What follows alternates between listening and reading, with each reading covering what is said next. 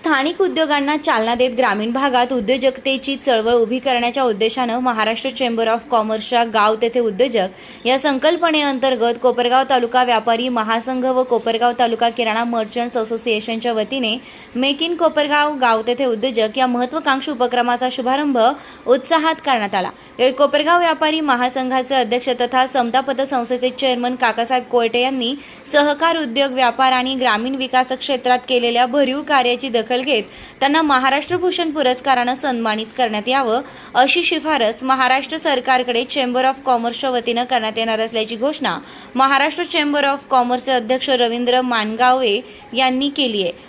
कोपरगाव येवला मनमाड महामार्गावरील hotel Omkara bliss येथे आयोजित कार्यक्रमात ते बोलत होते। कार्यक्रमाच्या अध्यक्षस्थानी कोपरगाव तालुका व्यापारी महासंघाचे अध्यक्ष काकासाहेब कोयटे हे होते, तर महाराष्ट्र चेंबर ऑफ कॉमर्सचे अध्यक्ष रवींद्र मानगावे प्रमुख पाहुणे म्हणून उपस्थित होते। कार्यक्रमाची सुरुवात दीप प्रज्वलन, महाराष्ट्र गीत आणि व्यापारी संघटनेची शपथ घेऊन करण्यात आली। यावेळी मानगावे यांनी गाव तेथे उद्योजक या संकल्पनेची सविस्तर माहिती देताना राज्यातील 36 जिल्ह्यांमध्ये 36,000 उद्योजक घडविण्याचा मानस व्यक्त केला। मेक इन कोपरगाव उपक्रमासह कोपरगाव व्यापारी महासंघ आणि किराणा मर्चंट्स असोसिएशननं विविध क्षेत्रात केलेल्या कार्याचं त्यांनी कौतुक केले। काकासाहेब कोयटे यांनी शिर्डी येथे गाव तथा उद्योजकांतर्गत भव्य व्यापारी व उद्योजक संमेलन अधिवेशन आयोजित करण्याची मागणी केली। या मागणीला सकारात्मक प्रतिसाद देत रवींद्र मानगावे यांनी लवकरच शिर्डीत हे संमेलन आयोजित करण्यात येईल आणि त्याच्या अध्यक्षस्थानी काकासाहेब कोयटे असतील अशी घोषणा केली आहे। यावेळी व्यापारी महासंघाचे कार्याध्यक्ष सुधीर डागा आणि यांनी ऑनलाईन व्यापार, मॉल संस्कृती, किरकोळ व्यापाऱ्यांच्या समस्या, ग्राहकांची होणारी लूट आदी विषयांवर विविध मागण्या मांडल्या। त्यांच्या अभ्यासपूर्ण मांडणीची दखल घेत मानगावे यांनी सुधीर डागा यांची महाराष्ट्र चेंबर ऑफ कॉमर्सच्या शिखर समितीच्या अध्यक्षपदी नियुक्ती जाहीर केली। तसेच व्यापाऱ्यांच्या विविध प्रश्नांसाठी शासनाकडे सातत्याने पाठपुरावा करण्याचं आश्वासन दिलं। यावेळी मानगावे यांनी किरकोळ व्यापाऱ्यांना यापुढे सहकार व्यापारी म्हणून संबोधण्याची घोषणा केली। तसेच शेती, शेतकरी उद्योग आणि ग्रामीण उद्योजकता याविषयी आपले विचार मांडले। कार्यक्रमात महाराष्ट्र चेंबर ऑफ कॉमर्सचे अध्यक्ष रवींद्र मानगावे, उपाध्यक्ष कैलास अग्रवाल व सुनीता फाल्गुने, ट्रस्ट बोर्डचे चेअरमन आशिष पेडणेकर, वरिष्ठ उपाध्यक्ष कर्णाकर शेट्टी तसेच माजी अध्यक्ष संतोष मंडलेचा या नवनिर्वाचित पदाधिकाऱ्यांचा सत्कार करण्यात आला। याशिवाय व्यापारी महासंघाच्या वतीने 2014 पासून गाव तेथे उद्योजक व मेक इन कोपरगाव संकल्पनेतून पुढे आलेल्या युवा उद्योजकांचाही गौरव करण्यात आला। यावेळी मान्यवरांच्या हस्ते मेक इन कोपरगावच्या लोगोचं अनावरण करण्यात आलं। स्थानिक उद्योग, उद्योजकता आणि व्यापारी विकासाला चालना देण्यासाठी गाव तथा उद्योजक ही संकल्पना प्रभावीपणे राबविण्याचा निर्धार यावेळी व्यक्त करण्यात आला। व्यापाऱ्यांनी एकत्रित येऊन कोपरगावच्या आर्थिक प्रगतीसाठी योगदान द्यावे असे आवाहन मान्यवरांनी केले। कार्यक्रमास कोपरगाव तालुका व्यापारी महासंघ व कोपरगाव तालुका किराणा मर्चंट्स असोसिएशनचे कार्याध्यक्ष सुधीर डागा, अजित शेठ लोहाडे, तुलसीदास खुबाणी, राजेंद्र बंब, केशव भवर यांच्यासह सर्व पदाधिकारी, व्यापारी तसेच अहिल्यानगर, कोल्हार, श्रीरामपूर, बेलापूर, राहुरी, मनमाड, येवला आणि धुळे येथील व्यापारी मोठ्या संख्येने उपस्थित होते। कोपरगाव शहर व तालुक्यातील व्यापारी आणि नागरिकांनीही कार्यक्रमाला उत्स्फूर्त प्रतिसाद दिलाय। निर्भीड न्यूज, योगेश डोके, कोपरगाव। म्हणजे आम्ही पंचंगडी म्हणतो त्याला, तुका मने माझे हेची सर्व सुख, आवडे निरंतर हेची ध्यान, तुळशी हार गळा कासे पितांबर, मकर कुंडल तपती तवली, कटिक तुका मने विराजितो। तुकाराम महाराजांनी हे इतका चांगला अभंग एक म्हणलेले आहे की जीवनाचा सार तुमच्या गोदावरीवरून येताना इतका सुंदर मिलाप तो बघितला। आणि ह्या कोपरगाव मध्ये मी अगदी मनापासून सांगतो की एक रत्न तुम्हाला काकांच्या रूपाने मिळालेलं आहे। तसा हा महाराष्ट्र संतांचा आहे, तसा हा महाराष्ट्र तुकारामांचा आहे, ज्ञानोबाचा आहे। महाराष्ट्र हा छत्रपती शिवाजी महाराजांचा आहे। परंतु संतांची कीर्ती किती असते, कालच्या एका आषाढी एकादशीचा मी ज्यावेळी बघत होतो की त्याग किती मोठा असतो। तुकाराम महाराज हे त्यावेळेला, हा विषय नाही परंतु मला आठवलं म्हणून सांगतो, तुकाराम महाराज त्यावेळेला पूर्ण त्या प्रांतामधले सगळ्यात श्रीमंत होते। सगळ्यांना माहित असेल, काकांनाही माहित आहे। आणि त्यांचा पिढीजात व्यवसाय हा सावकारकीचा होता। ज्या वेळेला तुकाराम महाराज हे सगळं त्यांनी पूर्ण आपलं भक्तिमय झाले आणि एकदा छत्रपती शिवाजी महाराज त्यांना मदत म्हणून, त्यांना एक द्यायची देणगी म्हणून सोन्याचा एक परिपाठ घेऊन आले आणि त्यांना एक बक्षिसी, त्यांना एक मदत अशा स्वरूपात घेऊन आले. त्यामुळे छत्रपती शिवाजी महाराजांचं सोनं नाकारणं ही खूप म्हणजे खूप मोठी गोष्ट होती. एवढं सोपं नव्हतं छत्रपती घेऊन आलेलं ते नाकारणं. पण त्यावेळेला छत्रपती शिवाजी महाराजांनी आणलेली ती जी काही भेटवस्तू आहे ती तुकाराम महाराजांनी नाकारली आणि तुकाराम महाराज म्हणाले, सोने नाणे आम्हा मृत्युके समान. म्हणजे एवढा मोठा वारसा या महाराष्ट्राला मिळालेला आहे की इतकी परंपरा, इतकी गौरवशाली परंपरा ह्या महाराष्ट्राची आहे. याच महाराष्ट्रामध्ये अनेक लोक होऊन गेली, परंतु आपल्याला जसं वाटतं, मगाशी जे चित्र तुम्ही काका दाखवलं, आजच्या काळात खरी जमिनीवरची गरज तुम्ही भागवलेली आहे. आणि तुम्ही काका जे केलेलं आहे ते कदाचित तुम्हालाही कल्पना नसेल, परंतु ह्या गोष्टीमुळं मी गाव तिथं उद्योजक ही जी काय अभियान घेऊन चाललोय याच्या माध्यमातून ग्रामीण भागामध्ये खूप मोठी क्रांती होणार आहे. आणि ती क्रांतीची सुरुवात भले मी केली असेल, आता त्याची अधिकृत घोषणा, परंतु 2016 पासून तुम्ही हे काम करताय मेक इन कोपरगावच्या माध्यमातून. आपल्याला आशिष पेडणेकर जी आमचे म्हणाले तसं आजच्या या कार्यक्रमाच्या निमित्तानं सांगतो की महाराष्ट्र चेंबर ऑफ कॉमर्सच्या वतीने महाराष्ट्र शासनाकडे महाराष्ट्र भूषणसाठी आम्ही एकमेव नाव काकांचं पाठवू. आणि त्याचं काम म्हणजे काय, काकांनी आणि महाराष्ट्र चेंबर ऑफ कॉमर्सचा काहीतरी खूप मोठा स्नेह आहे किंवा काका आमचे पदाधिकारी आहेत असं नाही, तर काकांनी रियालिटीमध्ये ग्राउंडवरती काम उभा केलेलं आहे. जे आशिषजी आमचे बोलले, असं काम मी महाराष्ट्रात फिरत असताना ग्रामीण भागातल्या लोकांसाठी कुठेही मला काका असं काम दिसलं नाही. महाराष्ट्र चेंबर ऑफ कॉमर्सच्या ह्या आत्ताच्या आमच्या एकूण वाटचालीमध्ये 1927 साली स्थापन झालेले महाराष्ट्र चेंबर ऑफ कॉमर्स हे आज जवळजवळ 100 वर्ष पूर्ण होत आली. आता 100वे वर्ष आहे. वालचंद हिराचंद शेठजी यांनी ही स्थापना महाराष्ट्र चेंबर ऑफ कॉमर्सची केली. आपण सुधीरजी म्हणाला तसं कोपरगाव एक छोटं गाव आहे, तालुका प्लेस आहे, परंतु वालचंद शेठजी कुठले होते? वालचंद शेठजी ज्यांनी या देशातला पहिला जहाज निर्मिती कारखाना उभा केला, वालचंद शेठजींनी या देशातला पहिला विमान निर्मिती कारखाना उभा केला. ते एका छोट्या सोलापूर सारख्या त्यावेळेच्या ग्रामीण भागातून आलेल्या एक व्यक्तीनं या देशामध्ये सगळ्यात मोठी जी काही निर्मिती आहे ती वालचंद शेठजींनी केली. आज किर्लोस्कर कंपनीचं उदाहरण आहे. मी परवाही माझ्या भाषणामध्ये सांगितलं, किर्लोस्कर कंपनीचं एवढं भव्य रूप तुम्हाला दिसतं, पण तुम्हाला मी आज सांगतो, जे तुम्ही त्या चित्रफितमध्ये बघितलं की कुणीतरी छोटा उद्योग करतोय, अनेक उद्योजक आज तिथं बसलेले आहेत, तर तुम्हाला असं वाटेल की आमचा तर छोटा उद्योग आहे, परंतु या देशातल्या, या जगातल्या सगळ्या मोठ्या आज निर्मिती झालेल्या कॉर्पोरेट कंपन्यांची मूळ निर्मिती ही अशा छोट्या व्यवसायातून झालेली आहे. तुम्हाला माहित नसेल तर सांगतो, किर्लोस्करांचा व्यवसाय काय होता काका? सुरुवातीचा सायकलचं दुकान. सायकलचं दुकान बेळगावमध्ये होतं. त्यातून त्यांनी सुरुवात केली. पहिल्यांदा लाकडी नांगर असायचा, त्यांनी लोखंडी नांगर आणला आणि लोखंडी नांगर आणल्यानंतर त्यावेळेला अशी सगळीकडे चर्चा होती की लोखंडी नांगर हे जमिनीत चालवणं म्हणजे आपली माता असते, जमीन म्हणजे आपली भूमाता, याच्यावरती लोखंडी नांगर कसं चालवायचं हा शेतकऱ्यांनी त्याला विरोध केला. किर्लोस्करजी त्यावेळेला गावागावात गेले.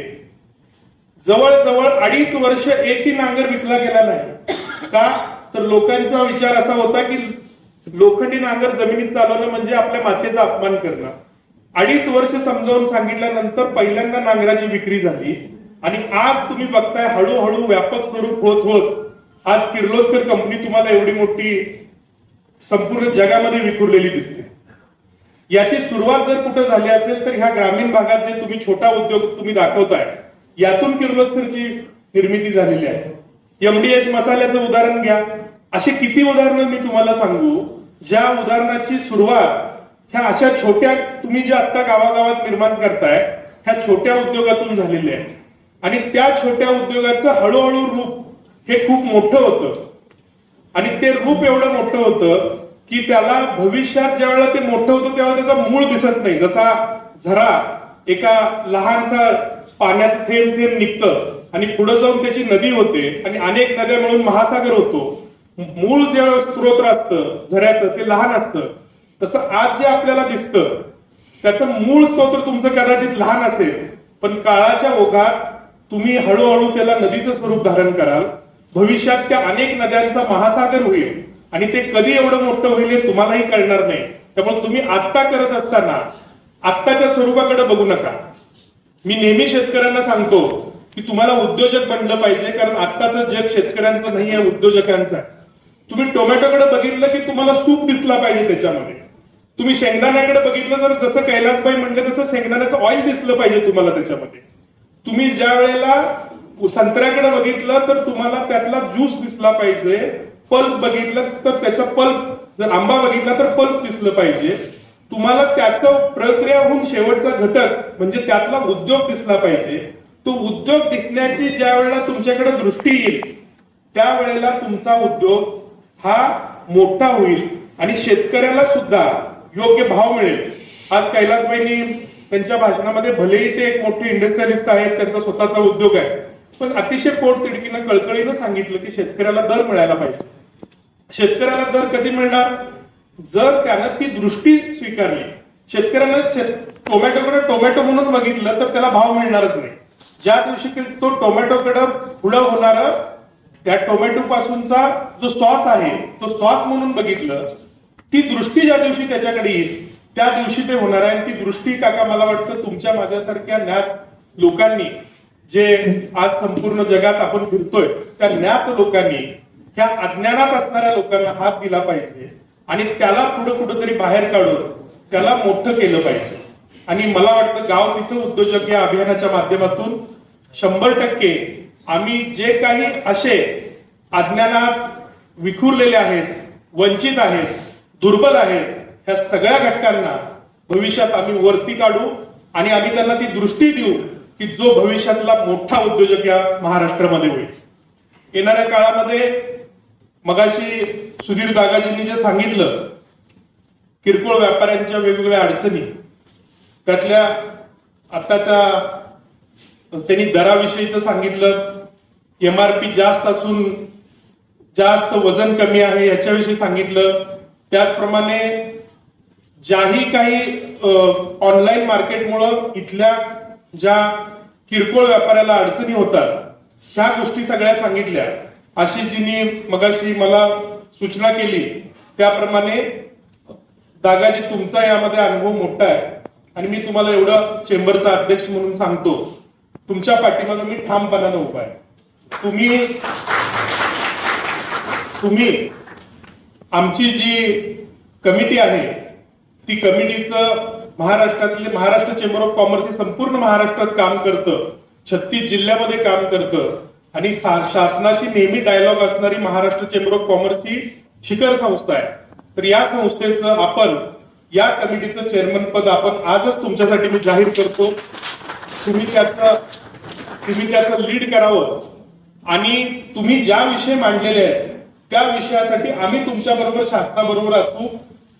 याचबरोबर संतोषजींनी सूचना एक मांडली की आपण ही जी कमिटी असेल किंवा ह्या व्यापाऱ्याला आपण किरकोळ व्यापारी म्हणतो, किरकोळ म्हणजे साधा व्यापारी, तर त्याला एक चांगलं नाव असावं. तर मी बसला विचार केला की आजच्या या संपूर्ण कोपरगावच्या कार्यक्रमामध्ये सगळ्यात मोठी जर कामाची प्रगती जर कशामुळे झाली असेल तर काकांच्या सहकारी संस्थांच्यामुळे झालेली आहे. तर त्याला आपण सगळ्यात व्यक्तिगत संबंध असणारा हा व्यापारी आहे म्हणून त्याला एक सहकार व्यापारी असं इथून पुढे म्हणलं. किरकोळ व्यापाऱ्याच्या ऐवजी सहकार व्यापारी, खरा सहकार करणारा व्यापारी जर कुणी असेल तर तो आहे, कारण त्याचा व्यक्तिगत संबंध आहे.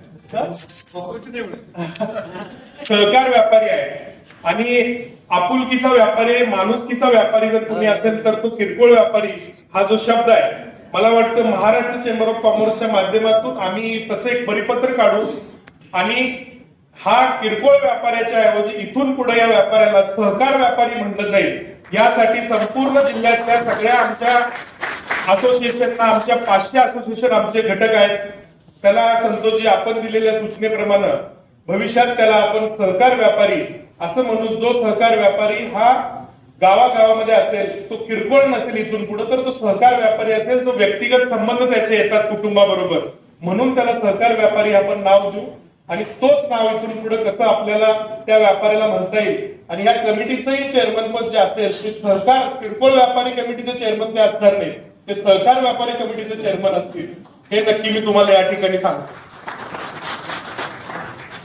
पण याबरोबर आपणही काही गोष्टी समजून घेतल्या पाहिजेत. आपण काळानुरूप आपल्याला स्वतःला अपडेटेड केलं पाहिजे. काकांनी त्याप्रमाणे पावलं उचललेली आहेत. आपण जर अपडेटेड नाही झालो तर आपण आउटडेटेड होऊ. मी नेहमी माझ्या भाषणामध्ये सांगतो, नोकियाचं मोबाईल हे काळानुरूप बदललं नाही. आज नोकियाचं मोबाईल पूर्ण मार्केटमधलं नाहीस झालं. HMTचं घड्याळ होतं, काळानुरूप स्वतःला बदललं नाही. आज पूर्ण मार्केटमधनं HMTचं घड्याळ हद्दपार झालं. HD गाडी तुम्हाला आठवत असेल, मी माझ्या लहानपणी बघायचो, इकडे पण असतील HD गाडी होती पूर्वी, ती बऱ्याच वेळा किक मारायला लागायची त्याला, परत परत ते वाकडी करायला लागायची, तेल त्यातनं उतरत नव्हतं म्हणून. तर ती HD गाडी जी होती, ती HD गाडी आता मार्केटमधून हद्दपार झाली. पूर्वी सगळीकडे होती. का? काळानुरूप बदलली नाही. मला वाटतं आपण सगळ्यांनी ही काळानुरूप बदललं पाहिजे. जर आपण काळानुरूप बदललं नाही तर आपल्या आत्ता प्रस्थापित धंद्यातले ऍज पर मार्केट रिसर्च 40% धंदे, 40% बिझनेस हे येणाऱ्या काळात बंद होत जातील.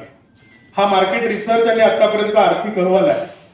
त्यासाठी काकांनी जसे अनेक प्रयोग सांगितले, डिजिटल मार्केटिंगचं, ई कॉमर्सचं, हे काळानुरूप तुम्हाला बदल केला पाहिजे. मी एक छोटंसं उदाहरण सांगतो.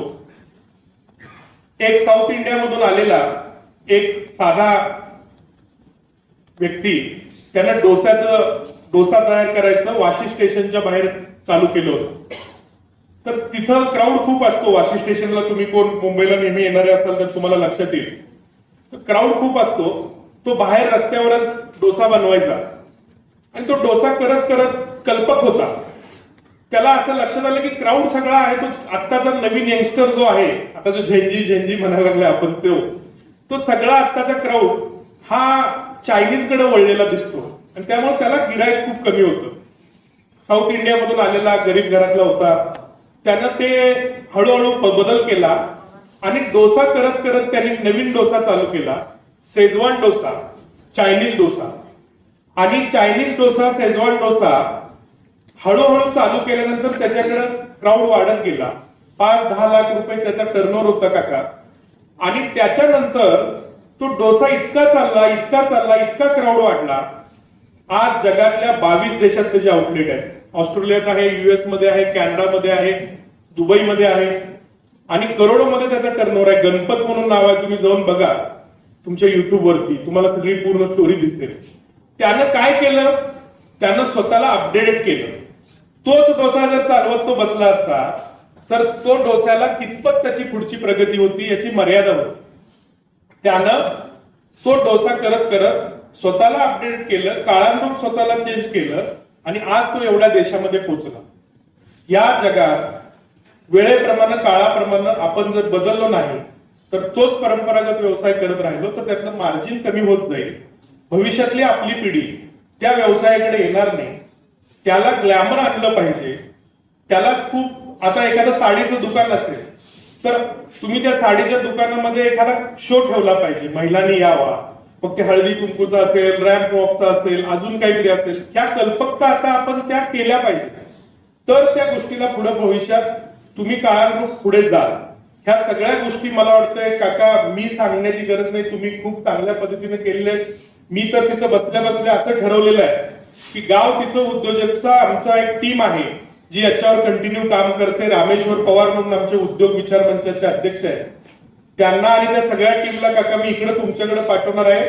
1-2 दिवस तुमच्याकडे ट्रेनिंगला मी पाठवणार आहे इकडे तुमच्याकडे. तर ती तुमचा जो काही हे तुम्ही केलेले प्रयोग आहेत हे संपूर्ण महाराष्ट्रानं स्वीकारले पाहिजे. आणि आम्ही जे काही इन्क्युबेशन सेंटर आता तयार केलेलं आहे, इनोव्हेशन आणि इन्क्युबेशन याच मध्ये म्हणतो, तर भविष्यामध्ये इथं सुद्धा महाराष्ट्र चेंबर ऑफ कॉमर्सचा उद्योग विचार मंच, म्हणजे जसं तुम्ही म्हणाला की तुम्ही योगाचं एक मंदिर केलेलं आहे किंवा तुम्ही माणुसकीचं एक मंदिर केलेलं आहे जिथं ह्या सगळ्या गोष्टी होतात, तर तसं मी परवाच उद्योग मंत्र्यांना आशिषजी पण होते त्या दिवशी सांगितलं की गावामध्ये कृषी सेवा केंद्र असतं, तसं गावामध्ये उद्योग सेवा केंद्र असलं पाहिजे. उद्योग विचार मंचाची माझी स्थापनाच ही त्याच्या पाठीमागची अशी आहे, जी आता आम्ही सांगली जिल्ह्यातल्या 813 गावामध्ये करतोय पायलट प्रोजेक्ट. उद्योग विचार मंचामध्ये दुसरा शनिवार आणि चौथा शनिवार लोक एकत्र येतील आणि ते फक्त आणि फक्त 2 तासामध्ये उद्योगावरती बोलतील. त्यामध्ये नवीन जगात काय काय अपडेटेड आहे, आता जसं मी स्टोरी सांगितली गणपत्यांची, डोस्याची, अशा अजून कोणकोणत्या गोष्टी आहेत ज्या आपण स्वीकारल्या पाहिजेत. बिझनेस कोणते कोणते नवीन केले पाहिजे, जसं आता काकांनी तुम्ही ते एक्झिबिशन मध्ये मशिनरीज आणल्या, याच्या व्यतिरिक्त सेल्स साठी काय केलं पाहिजे, मार्केट लिंकेज साठी काय केलं पाहिजे, फायनान्शियल लिंकेज साठी काय केलं पाहिजे, शार्क टँक सारखी व्यवस्था आपल्याला इथं तयार करता येईल का, नवीन इनोव्हेशन रिसर्च यामध्ये आपण बघितलं पाहिजे. आणि तुम्ही बघा, मी नेहमी सांगतो भारतामध्ये रिसर्च ओरिएंटेड व्यवसाय झाले नाही आहे. एक तर शासनाकडनं जागा घ्यायची आणि बँकेचं कर्ज काढायचं आणि बाहेरची टेक्नॉलॉजी आणायची. आतापर्यंत देशातले जेवढे उद्योगपती मोठे झाले ते फक्त या 3 क्रिया करतात.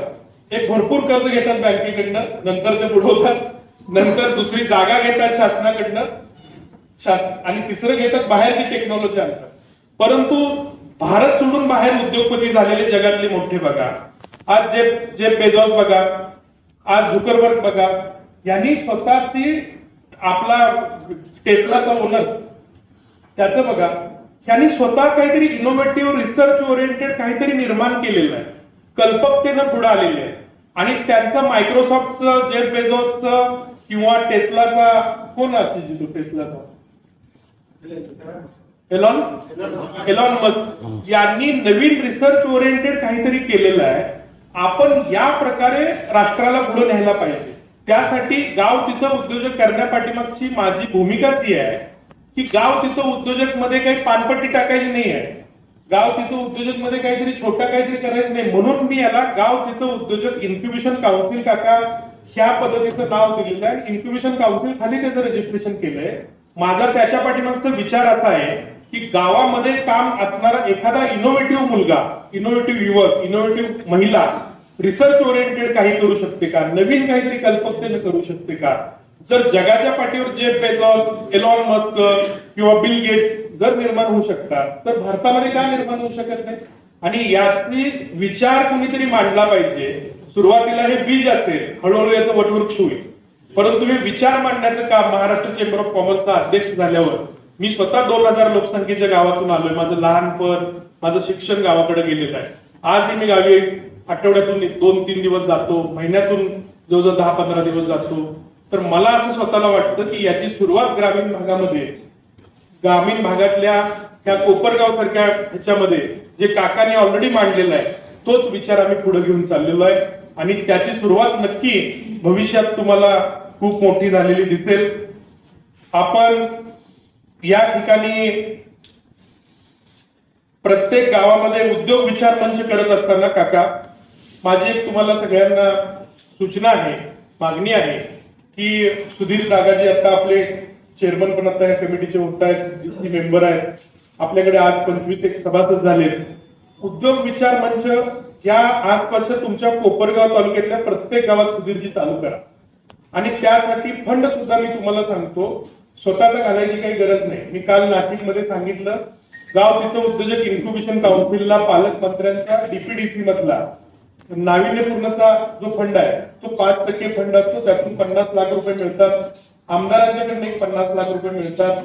तुम्ही त्यांच्याकडे चेंबरच्या लेटर पॅड वरती अर्ज करा. आम्हीही मागणी करतो, तुम्हीही मागणी करा. 50-1 लाख रुपये इथं त्याच्यासाठी वेगळं रिझर्व्ह फंड ठेवा. म्हणजे तुम्हाला हे नवीन प्रयोग करण्यासाठी एक फंडची व्यवस्था होऊन जाईल. शासनाकडे ती तरतूद आहे, म्हणूनच त्यातून मी इन्क्युबेशन काउन्सिल केलेलं आहे. नाशिकमध्ये काल आम्ही मागणी केली, सिंधुदुर्गमध्ये आशिषजींनी 15-16 तारखेला नितेश राणेंच्याकडे केलंय. तुमच्याकडेही तुम्ही ते करा. तुमच्याकडे रिझर्व्ह फंड तयार होईल आणि त्या माध्यमातून गावागावात मग ही उद्योगाची चळवळ, ही उद्योगाची क्रांती तयार करायला आपल्याला एक बेस तयार होईल आणि ते तुम्ही करावं अशी माझी विनंती आहे.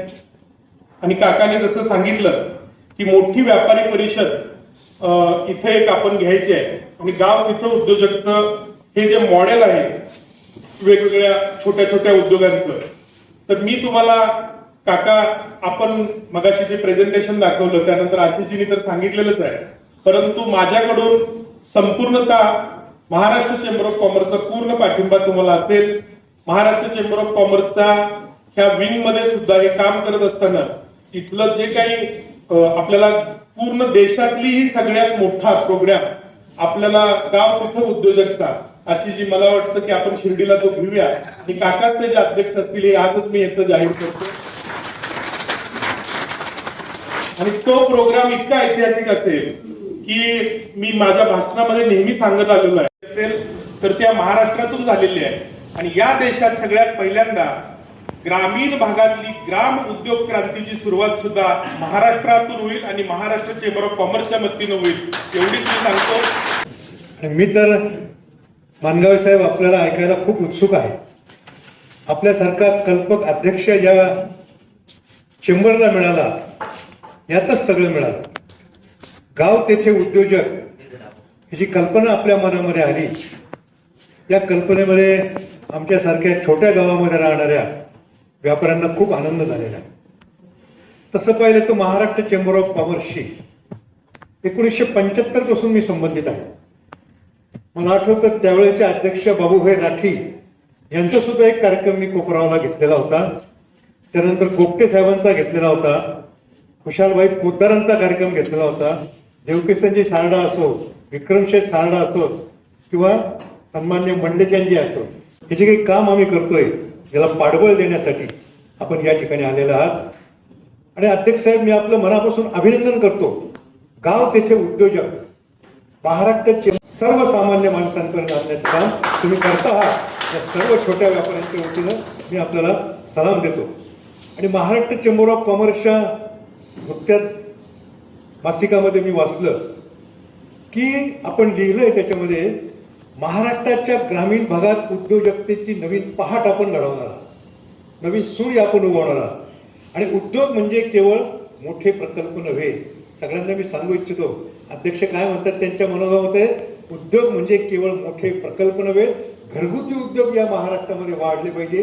ही जी तुमची संकल्पना आहे हीच घेऊन आम्ही मेक इन कोपराव नावाचा उपक्रम या ठिकाणी केलेला होता. 3 दिवसाच्या त्या उपक्रमाला जवळपास 1 लाख नागरिकांनी भेट दिली होती. त्याच्या माध्यमातून जे 260 उद्योग उभे राहिले आहेत त्यातल्या काही उद्योगांचं आम्ही आपल्यासमोर प्रेझेंटेशन केलेलं आहे. आणि मित्रांनो, अध्यक्ष आणखी एक म्हणतात, जगातल्या दुसऱ्या क्रमांकाची अर्थव्यवस्था ही चीनची आहे. चीनमध्ये कोणतेही मोठे प्रकल्प नाही. चीनची अर्थव्यवस्था जी सुधारलेली आहे त्या छोट्या उद्योगांच्या माध्यमातून सुधारलेली आहे. आणि हे छोटे उद्योगांमधून आपल्याला महाराष्ट्र घडवायचा आहे. आपण जे काही महाराष्ट्र गीत या ठिकाणी सादर केलं ते खऱ्या अर्थानं उद्योजकांचा महाराष्ट्र जर आपल्याला करायचा असेल तर सर्वांनी महाराष्ट्र चेंबर ऑफ कॉमर्सच्या मागे खंबीरपणे उभं राहिलं पाहिजे. आणि आम्ही आपल्या मागे खंबीरपणे निश्चित राहायला तयार आहोत.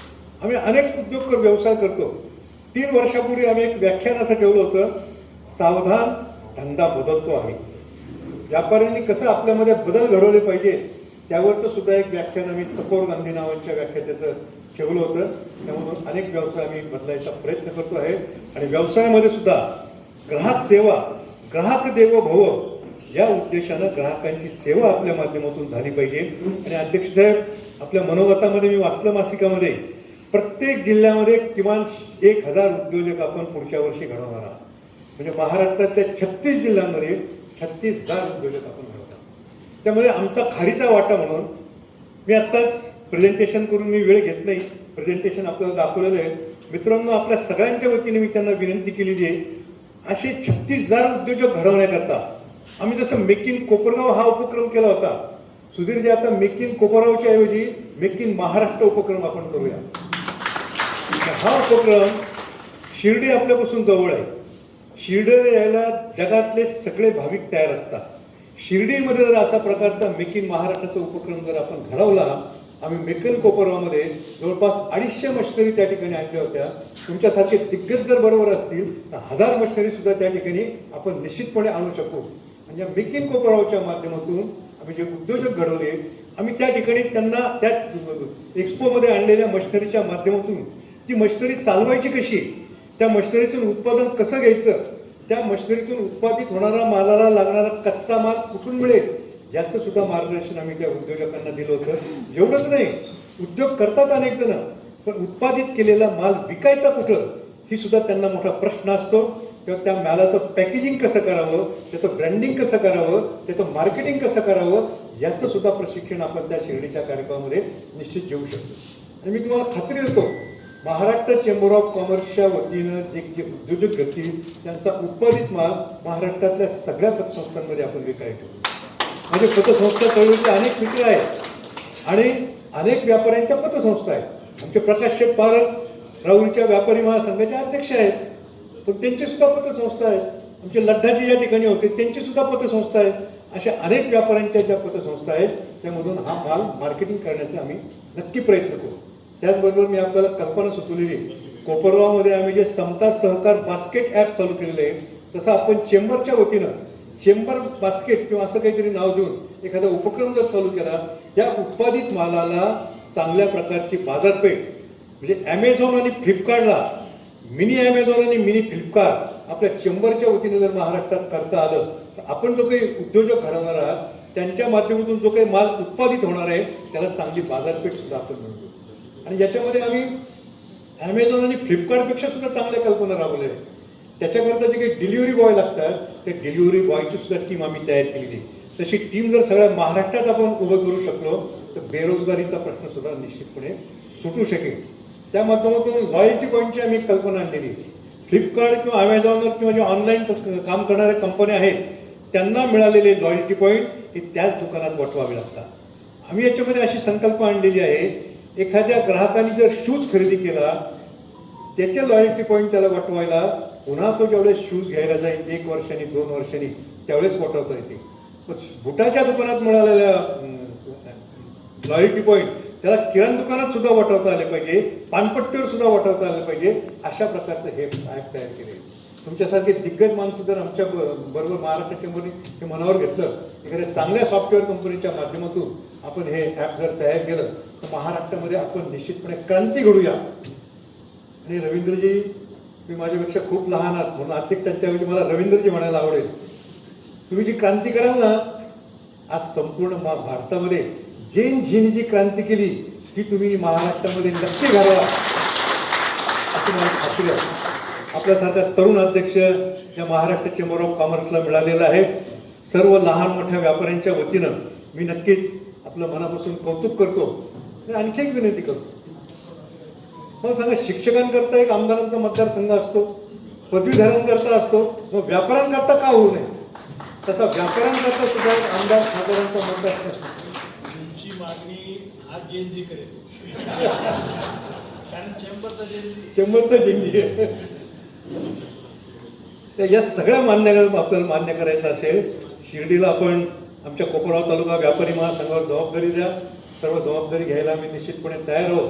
आणि शिर्डीला मला आंतरराष्ट्रीय परिषद भरवण्याचा अनुभव आहे. या माझ्या अनुभवाचा फायदा चेंबरला जर झाला तर मला त्याचा अधिक आनंद होईल.